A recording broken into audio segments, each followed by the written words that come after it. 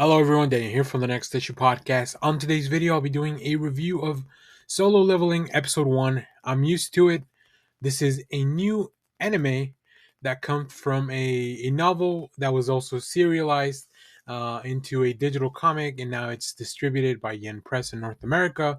Solo Leveling focuses on our main character, Sung Jinwoo, a weak hunter who sits at the bottom of the hunter ranking system.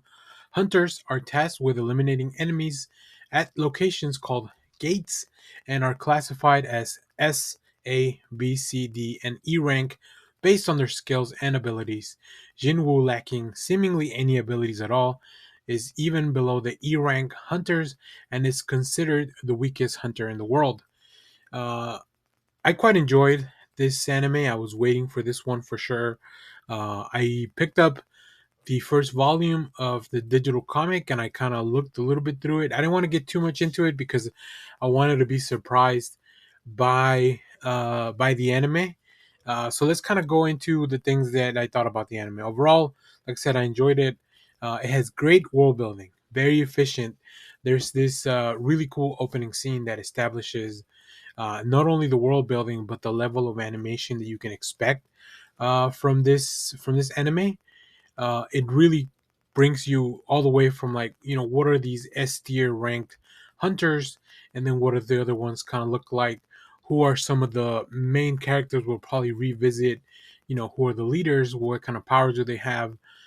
It's very cool. And of course, also, what kind of monsters do these hunters usually face.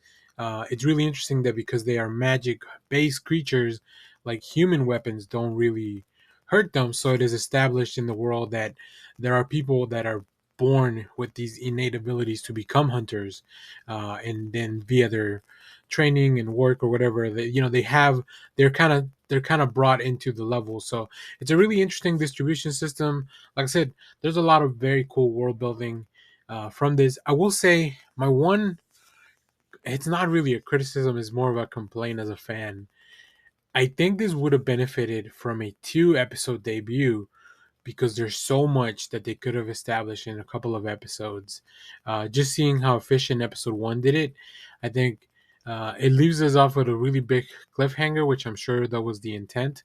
But I feel like if you had given us both episodes and given us just a really big part of, like, here's the world, here's this big kind of thing happening, I think that really would have sealed the deal on this. I'm definitely looking forward to episode 2. Normally, that'll help me decide as well.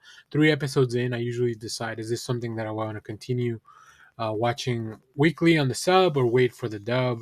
For the most part, a lot of the dubs are not too far behind, only a couple of weeks on CrunchyRoll. So usually that helps me make that decision. Another thing, I think this anime is not afraid to get really down and dirty when it comes to some of the violence, some of the fights. Like, it really goes for it, which I really enjoy. I think it's a very good way to build the stakes very high.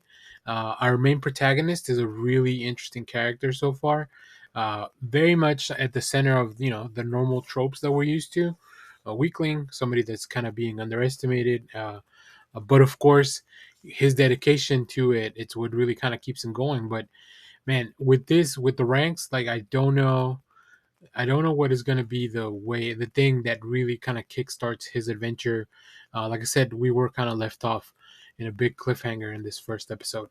And then I think, lastly, I think this is a really fun twist on the fantasy genre. It's not really an isekai because they're not stranded on a different place, right?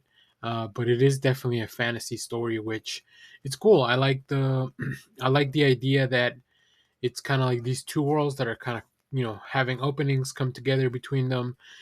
It's not really planned. It's the society as kind of we know it still exists in one place, but there's also now this new layer or this new issue on top of that. So I think it's really fun.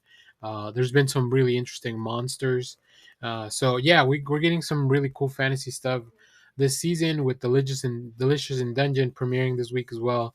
Now Solo Leveling, completely different styles, completely different anime, but I think the fantasy genre keeps taking off in some of these anime. So very excited to see that. Very excited to see where this goes from here. I've seen some screenshots from I guess the trailer maybe or the preview for next episode, and they look fantastic. So I'm really, really excited to get into it. Uh, I don't know that we'll be covering this on a weekly basis. It depends on how hype it is, how many views this video gets as well. But I'll definitely at least revisit the season when completed. So very much looking forward to that. So if you have watched Solo Leveling episode 1, let me know what you thought about it down in the comments.